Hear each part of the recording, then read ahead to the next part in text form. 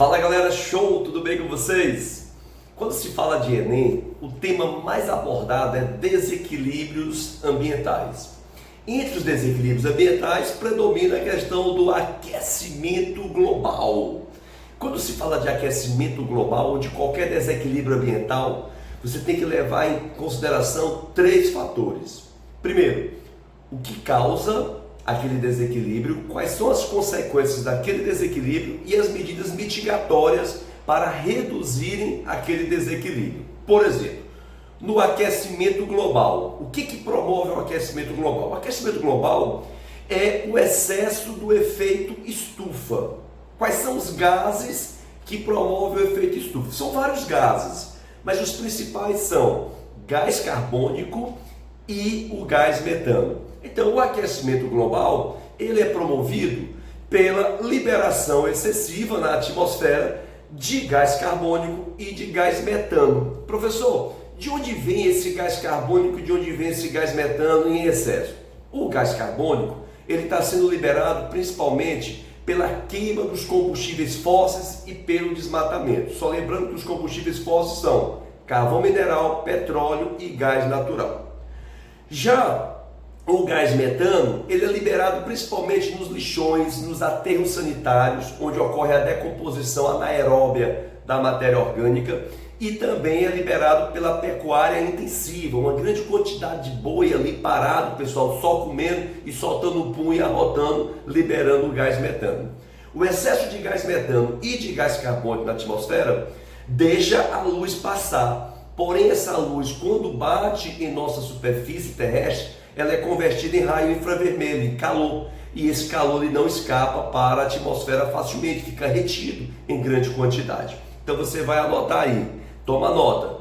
O que promove o aquecimento global? É o excesso do efeito estufa, devido ao acúmulo excessivo de gás metano e de gás carbônico na atmosfera, ou seja, de gases estufa.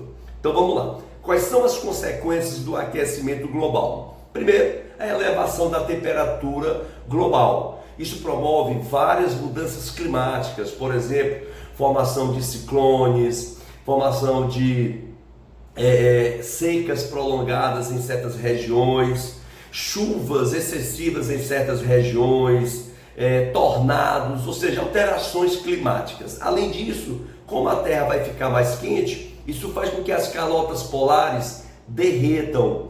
E isso faz com que o nível dos mares aumente. Quanto maior o nível dos mares, isso faz com que ocorra a inundação de áreas costeiras. E, por exemplo, regiões que antes eram produtivas são inundadas com água do mar. Consequentemente, ficam inférteis aí para a agricultura. Além disso, alguns animais, como o caso dos insetos, que são animais ectotérmicos, animais que dependem do calor externo, quanto mais calor externo para eles, melhor. Então, esses insetos se multiplicam em regiões onde eles não eram abundantes, promovendo aí pragas agrícolas, causando prejuízos da agricultura. Um outro fator que você deve ter visto sobre aquecimento global é a redução dos ursos polares. Você já deve ter visto em charges, em tirinhas, um urso polar em uma pequena região com gelo, quase cercado por água e um pedacinho de gelo pequeno.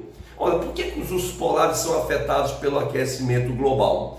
Porque esse aquecimento global derrete o gelo. E os ursos polares são brancos e eles usam esse gelo, o pelo é branco, o pelo deles, eles usam esse gelo para se camuflar e chegar mais próximo aí, por exemplo, à foca para poder capturá-la. Com o derretimento do gelo, você causa uma redução do hábitat, uma redução do ambiente onde o urso polar caça. Assim os caras vão passar fome, tá bom? Reduzindo o seu número. Uma outra questão interessante, pessoal, é que o aquecimento global ele promove o branqueamento dos corais. A elevação da temperatura das águas dos oceanos quebra uma relação delicada entre os corais e algas chamadas de zooxantelas. Essas algas, com a elevação da temperatura dos oceanos, elas abandonam os corais. Consequentemente, os corais morrem de fome.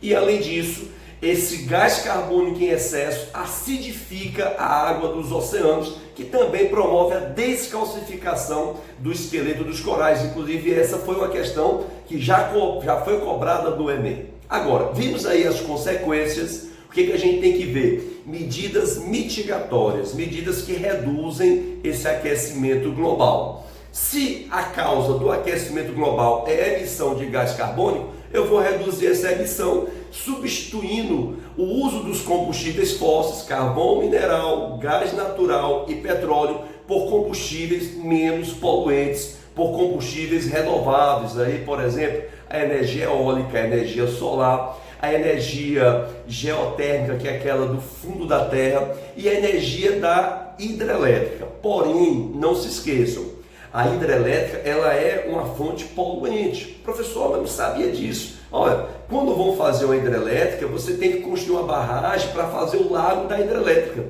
E esse lago ele acaba fazendo com que várias áreas de floresta sejam submersas ali por água. E aquelas plantas, aquelas árvores, ao longo do tempo, elas vão sendo decompostas.